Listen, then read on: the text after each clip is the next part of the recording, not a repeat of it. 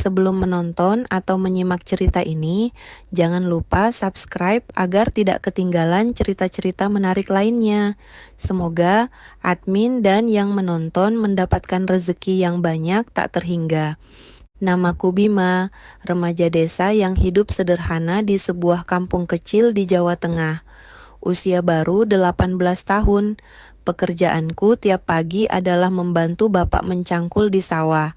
Aku tak sekolah tinggi, tapi aku punya satu hal yang jarang dimiliki orang kota. Semangat dan tubuh yang kuat, karena terbiasa bekerja keras sejak kecil. Hari itu, aku melihat pemandangan aneh di pematang sawah. Saat aku baru selesai membajak lumpur, berdiri seorang wanita berpostur tinggi, berambut pirang, dan memakai rok selutut sendirian. Awalnya kukira tersesat. Aku mendekat. "Hello, can I help you?" Kataku dengan bahasa Inggris seadanya. Wanita itu menoleh. "I'm just walking. This place is beautiful," katanya sambil tersenyum. Namanya Elsa, janda asal Jerman. Usianya sekitar 34 tahun. Ia sedang berkeliling desa untuk proyek pribadi, menulis buku perjalanan spiritual. Hari itu kami banyak bicara. Kupinjamkan sandal jepit karena sepatunya nyangkut di lumpur.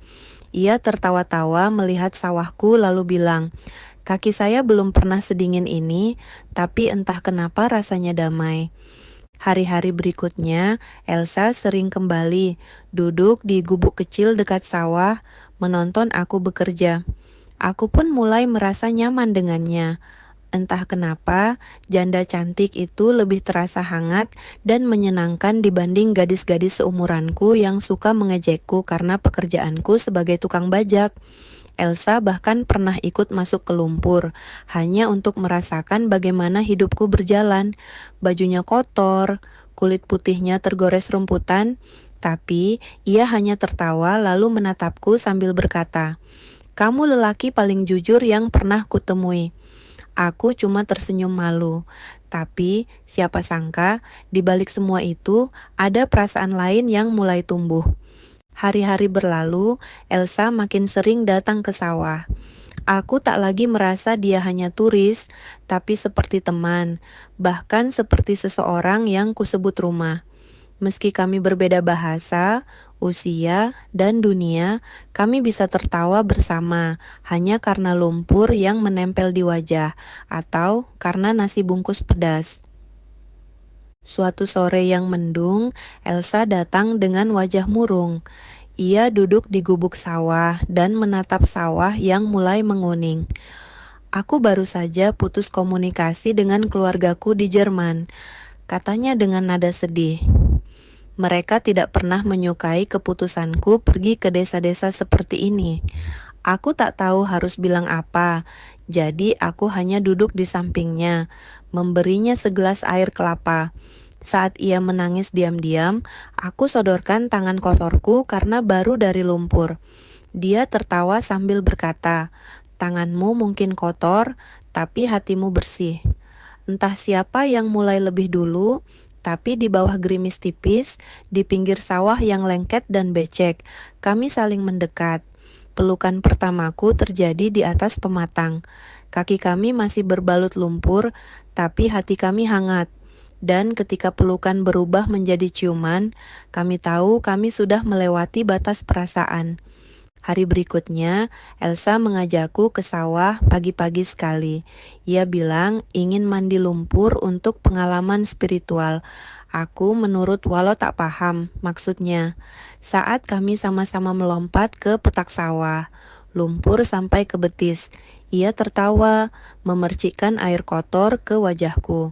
Aku membalas, dan ketika kami jatuh berdua ke dalam lumpur itu, kami tak hanya tertawa.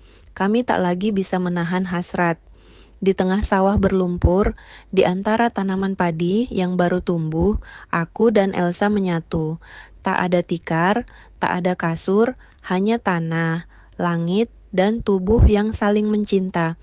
Beberapa minggu kemudian, Elsa mengajakku bertemu di gubuk kecil itu lagi.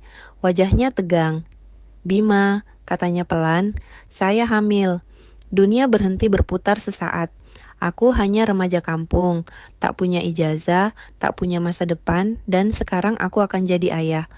Setelah Elsa mengatakan bahwa ia hamil, aku hanya bisa diam. Lututku lemas. Usia 18, belum lulus SMA, tak punya kerja tetap, dan kini bakal jadi ayah dari anak seorang janda bule Jerman. Rasanya seperti mimpi aneh yang terlalu nyata. Apa kamu yakin? Tanyaku pelan. Elsa mengangguk. It took the test 3 times. Positif. Ia lalu menatapku serius. But I'm not afraid. The only thing I fear is if you leave. Aku menggenggam tangannya yang dingin. Aku enggak akan lari, tapi aku takut. Orang kampung, orang tuaku. Hari itu kami duduk lama di pematang sambil berpikir keras. Tapi keputusan Elsa mengejutkanku. I want to stay here, Bima. I want to raise this baby in your village. Aku tertegun. Seorang wanita dari Jerman, negara maju, rela hidup di gubuk desa hanya karena cinta. Aku tahu sejak saat itu, cinta yang kami punya bukan main-main. Namun berita kehamilan Elsa cepat menyebar. Awalnya hanya dari tetangga yang lihat perutnya mulai membesar, lalu berkembang menjadi gosip panas. Iki bule Jerman hamil, sing ngibab ke bocah tukang bajak sawah. Itu bule Jerman hamil, penyebabnya si bocah tukang bajak sawah. Pak RT memanggil orang tuaku. Ibu nangis semalaman, bapak marah besar. Kamu bikin malu keluarga Bima, hamilin turis, di sawah pula, aku cuma bisa menunduk. Tapi Elsa dengan keberanian luar biasa datang ke rumah kami. Ia bicara dengan sopan, meski pakai bahasa Inggris patah-patah dibantu Google Translate. Ia meminta izin untuk menikahiku secara adat. Awalnya bapak menolak, tapi setelah tahu Elsa bukan turis sembarangan. Ternyata ia mantan guru yoga dan punya warisan dari suaminya di Berlin, perlahan bapak mulai luluh. Dan ketika Elsa bersujud di depan ibu sambil berkata, "Saya cinta Bima, saya cinta desa ini." Ibu pun akhirnya menangis sambil memeluknya. Tapi guncangan sebenarnya belum datang. Sampai suatu hari, wartawan datang ke kampung kami. Seorang jurnalis dari majalah luar negeri menulis artikel viral berjudul "Ibu Jerman Hamil Menemukan Cinta dengan Anak Petani Indonesia." Dan dari situlah semuanya menjadi gempar. Setelah artikel tentang kami viral di media asing, efeknya datang seperti badai. Wartawan lokal mulai berdatangan ke kampung. Mereka membawa kamera, mikrofon, bahkan drone. Setiap pagi rumah kami ramai oleh orang tak dikenal. Ada yang ingin wawancara, ada pula yang cuma ingin lihat-lihat bule hamil di kampung. Aku yang tadinya cuma remaja kampung biasa, mendadak disebut pemuda viral. Bahkan ada stasiun TV nasional yang menghubungi kepala desa, minta izin syuting khusus. Elsa, meski sedang hamil besar, tetap ramah. Ia menjawab pertanyaan wartawan dengan senyum, bahkan tak malu menunjukkan foto kami berdua di sawah berlumpur. Foto yang diam-diam diambil oleh salah satu turis yang dulu pernah lewat. Yes, we made love in the rice field. It was muddy but beautiful. Ucapnya saat diwawancara sebuah media edisi Asia. Komentar netizen pun meledak. Bocah kampung, level dewek, respect. Cowok Indonesia nomor kalah. Cinta sejati itu nyata, tapi tidak semua komentar menyenangkan. Ada juga yang mengejekku sebagai pemburu harta, beruntung secara biologis, atau anak nakal yang bikin malu budaya Indonesia. Elsa tahu soal komentar-komentar itu, tapi ia hanya tertawa pelan. People talk, let them, katanya sambil mengelus perutnya yang makin besar. Kepala desa pun akhirnya turun tangan. Ia mengumpulkan warga dan memberi klarifikasi bahwa hubungan kami benar-benar sah dan tak ada maksud buruk. Bahkan kami akan segera menikah secara adat Jawa yang kemudian disambung dengan pernikahan legal di KUA. Hari pernikahan ditentukan. Desa kecil kami tiba-tiba jadi sorotan. Banyak pejabat lokal ikut hadir, dan pernikahan kami ditayangkan langsung oleh sebuah kanal YouTube yang sudah centang biru. Pernikahan berlangsung meriah. Elsa memakai kebaya putih. Aku mengenakan beskap hitam. Kami duduk berdampingan di pelaminan bambu diiringi gamelan dan tepuk tangan warga. Tapi sesaat setelah akad selesai, Elsa tiba-tiba meringis dan memegang perutnya. "Something's wrong," katanya panik. Air ketubannya pecah. Di tengah pesta, Elsa akan melahirkan. Elsa menggenggam tanganku erat. Wajahnya pucat. Para tamu pernikahan langsung panik saat air ketubannya pecah di pelaminan. Beberapa ibu-ibu membantu menyiapkan tikar di ruang dalam rumah karena jarak ke puskesmas terlalu jauh. Sementara Elsa mengerang kesakitan, aku duduk di sampingnya, tak tahu harus berbuat apa kecuali berdoa. Ibu dan beberapa dukun bayi segera mengambil alih.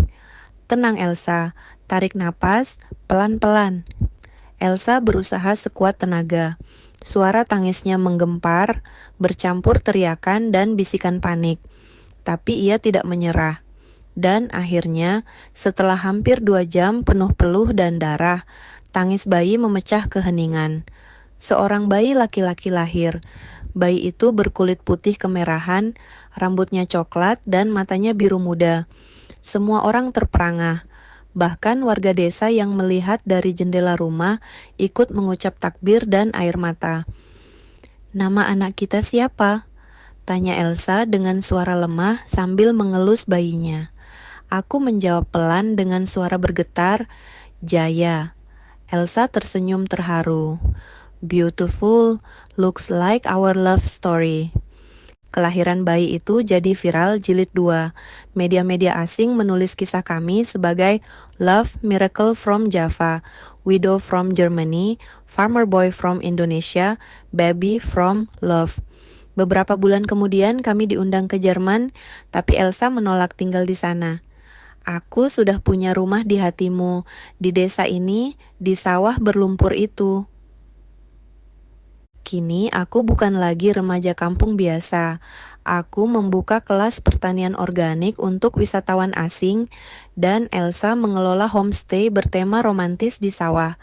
Banyak pasangan luar negeri datang untuk belajar, bahkan berbulan madu di desa kami. Dan di setiap musim tanam saat lumpur mulai membasahi tanah, aku, Elsa, dan Jaya selalu berjalan bertiga di pematang, mengenang satu titik di mana segalanya bermula. Di tengah sawah berlumpur, di bawah langit senja, dan dalam pelukan cinta yang tak pernah malu menjadi nyata.